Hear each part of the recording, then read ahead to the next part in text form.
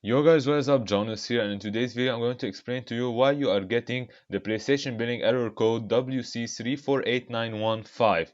And basically you are receiving this error because the credit card or debit information stored on your account on PlayStation Network is invalid, and I'm gonna walk you through how you can fix it.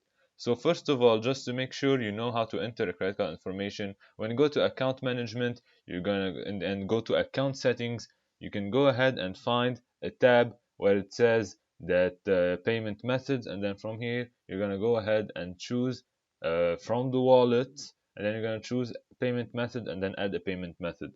So what could be the problems? The errors could be due to that your cardholder name, card number, CVV code, expiry date, everything that you entered, you have to make sure you enter them fine.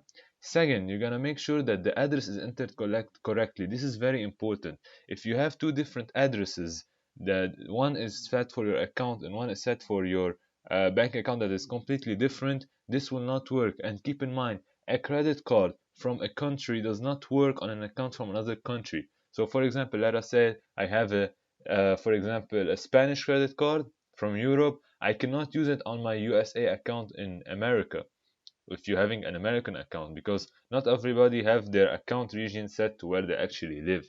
So make sure that this is correct, and also make sure that you entered everything correctly, because this could be basically the error. Sometimes you think it's something more than that, but the first thing you have to do is to make sure that everything is entered correctly, all the information, including your name. Now, for example, for your name, if your name contains weird characters and apostrophes, hyphens, slashes, dashes in any of the address or name, anything you're entering, make sure to get rid of that and replace them by simple letters.